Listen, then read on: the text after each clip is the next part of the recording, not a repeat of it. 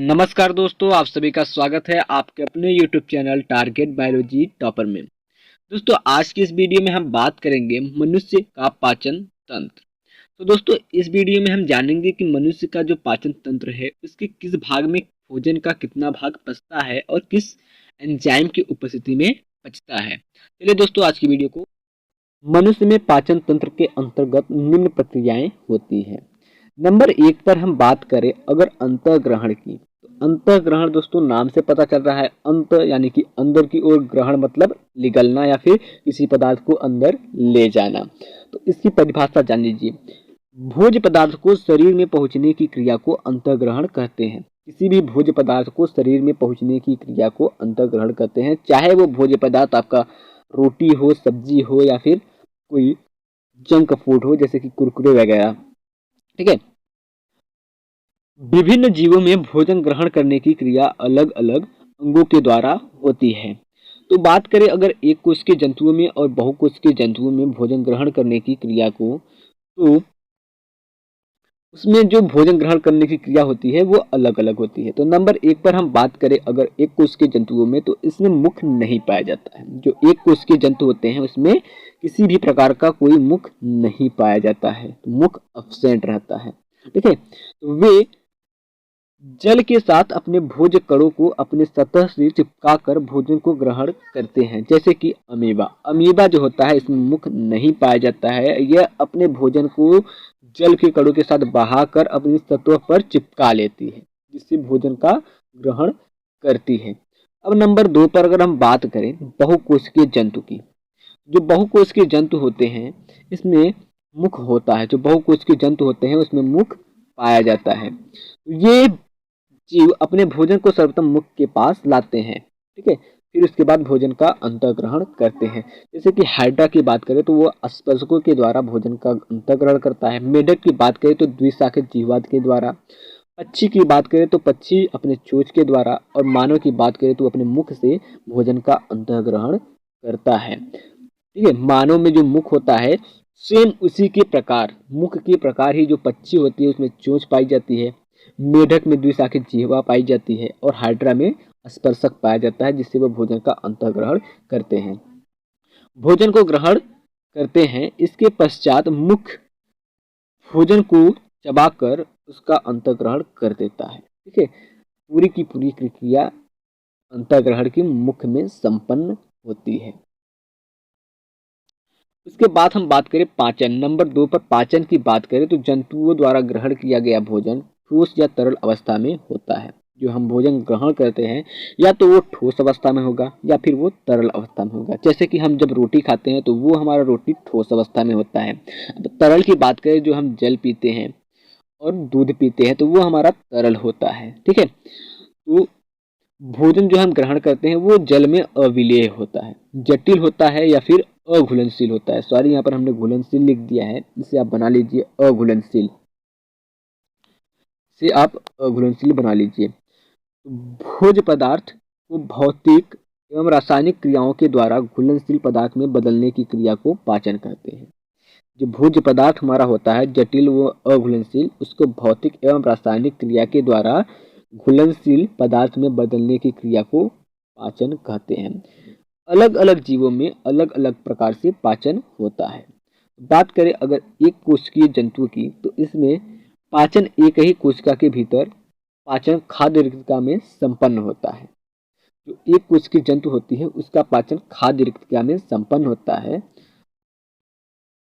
इसे अंतःकोशिकीय पाचन कहते हैं। जैसे कि अमीबा की बात करें तो अमीबा में अंतःकोशिकीय पाचन होता है, पैरामीशियम में अंतःकोशिकीय पाचन होता है, यूग्लिना में भी अंतःकोशिकीय पाचन होता है।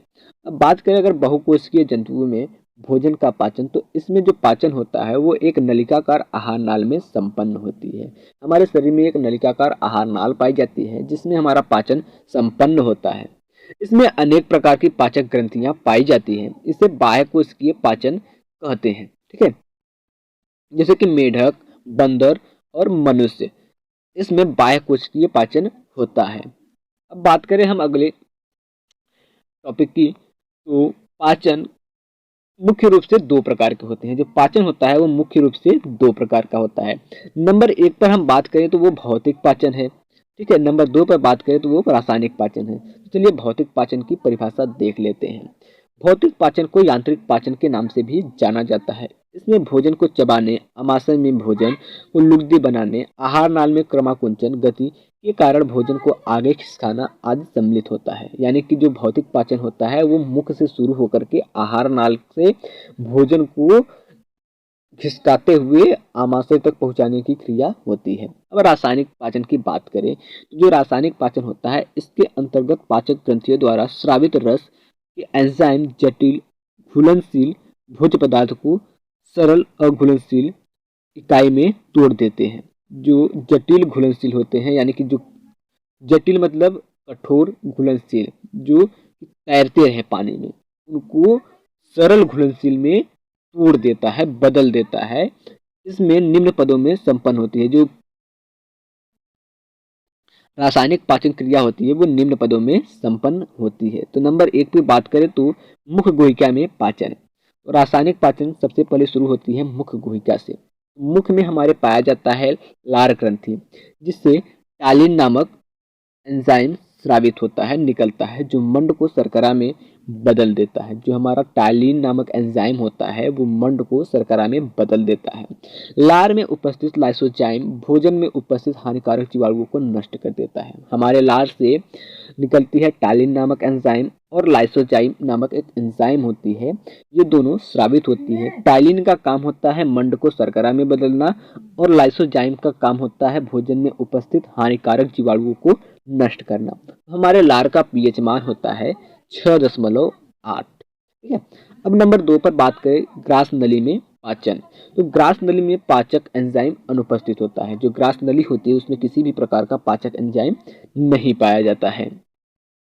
तो इसका मुख्य कार्य होता है मुख को भोजन का संवहन करना, ठीक है। भोजन को संवहन करना, मुख से लेकर के भोजन को अंदर की ओर ढकेलना। आमाशय में पाचन। तो आमाशय की दीवार में उपस्थित ग्रंथियों के द्वारा जठर रस का श्रावण होता है। हमारी जो आमाशय की दीवार है उसमें जो उपस्थित ग्रंथि होती हैं वहां से जठर रस का श्रावण होता है। तो जो जठर रस होती है उसमें लगभग 97 से 99% तक जल होता है। 0.2 से 0.5% तक हाइड्रोक्लोरिक अम्ल होता है और जठर लाइपेज, पेप्सिन, रेनिन आदि एंजाइम श्लेष्म के साथ पाए जाते हैं। श्लेष्म यानी कि जो श्लेष्म होता है वो चिकना पदार्थ होता है, वो भोजन को खिसकाने का, क्रमाकुंचन करने का काम करता है। अब जठर रस का पीएच मान होता है 2 से 3.5 होने के कारण यह अम्लीय होता है। अब हम पेप्सिन की बात करें तो पेप्सिन प्रोटीन पाचक एंजाइम है। जो पेप्सिन होता है वो प्रोटीन को पचाने में काम करता है। यह प्रोटीन को पेंटोस तथा पॉलीपेप्टाइड में तोड़ता है। जो पेप्सिन होता है वो प्रोटीन को पेंटोस और पॉलीपेप्टाइड में तोड़ देता है। अब रेनिन की बात करें तो रेनिन शिशु में पाया जाता है, केवल और शिशु में पाया जाता है। छोटे बच्चों में रेनिन पाया जाता है और वयस्क में रेनिन नहीं पाया जाता है। अब जो रेनिन होता है दूध में उपस्थित केसीन प्रोटीन को पचाने का काम करता है। जो दूध में प्रोटीन पाया जाता है उसका नाम है केसीन और केसीन को पचाने का काम रेनिन करता है। अब जठर लाइपेज की बात करें, जठर लाइपेज इसके द्वारा वसा का आंशिक पाचन होता है।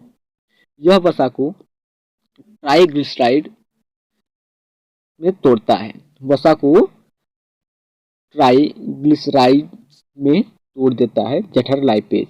इसके बाद हम बात करें छोटी आंत में भोजन का पाचन। तो छोटी आंत के अग्रभाग जो ग्रहणी कहलाती है, छोटी आंत का जो अग्रभाग होता है वो ग्रहणी कहलाती है। तो इसमें यकृत से पित्त रस एवं अग्नाशय से अग्नाशयिक रस निकलता है जो भोजन पाचन की क्रिया में सहायता करता है। अब पित्तरस की बात करें तो पित्तरस का पीएच मान जो होता है वो 7.7 होता है।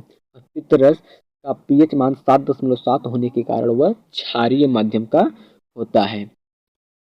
पित्तरस में लगभग 92% जल, 6% पित्त लवण, 0.3% पित्तवर्णक, 0.3 से लेकर के 0.9% तक कोलेस्ट्रॉल, 0.3% लेसिथिन तथा 1% वसा अम्ल होता है।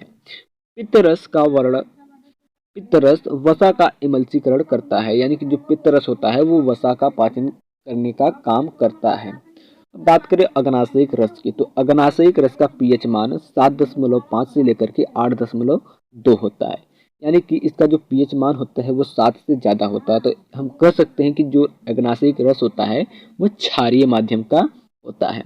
इसमें 96% जल और शेष भाग में पाचक एंजाइम एवं लवण होते हैं। तो अग्नाशयिक रस में पाए जाने वाले जो एंजाइम होते हैं, नंबर 1 पर आता है ट्रिप्सिन, जो कि प्रोटीन का पाचन करता है। फिर आता है एमाइलेज, या फिर जिसे हम एमाइलैप्सिन कहते हैं, जो कि स्टार्च का पाचन करता है। फिर उसके बाद आता है आपका लाइपेज, वो आपका इमल्सीकृत वसा का पाचन करता है। फिर न्यूक्लियस आता है, वो आपका न्यूक्लिक अम्ल का पाचन करता है। अब आंतरीय रस की बात करें तो आंतरीय रस का पीएच मान जो होता है वो 7.5 से लेकर के 8.3 तक होती है। इसमें जल, लवण तथा निम्न पाचक एंजाइम उपस्थित होते हैं। चलिए आंतरिक रस में पाए जाने वाले पाचक एंजाइम को भी जान लेते हैं, कौन कौन से पाचक एंजाइम आंतरिक रस में पाए जाते हैं। ध्यान रखिए, आंतरिक रस का पीएच मान होता है 7.5 से लेकर के 8.3। चलिए कार्बोहाइड्रेट पाचक एंजाइम, जो कार्बोहाइड्रेट पाचन करने वाला एंजाइम होता है वो आंतरीय रस में पाया, ठीक है। तो जैसे कि बात करें सुक्रोज, माल्टोस, लैक्टोस, ये सभी कार्बोहाइड्रेट को पाचित करने वाले एंजाइम होते हैं, ठीक है। अग्नाशयिक रस के एमाइलेज से प्राप्त डाइसैकेराइड पर कार्य करती हैं। जो डाइसैकेराइड होती है अग्नाशयिक रस से प्राप्त होती हैं, उनको पचाने का कार्य आपका सुक्रोज, माल्टोस, लैक्टोस करती हैं, ठीक है। अब वसा पाचक एंजाइम, वसा की पाचक करने वाले एंजाइम। आंतरीय लाइपेज वसा का पाचक करने वाला एंजाइम होता है। आंतरीय लाइपेज नामक एक एंजाइम होता है जो कि वसा का पाचन करता है। अब उसके बाद बात करें हम प्रोटीन पाचक एंजाइम। प्रोटीन का पाचक करने वाला एंजाइम जो होता है वो इरेप्सिन होता है। इरेप्सिन नाम का एक एंजाइम होता है जो कि प्रोटीन का पाचन करता है।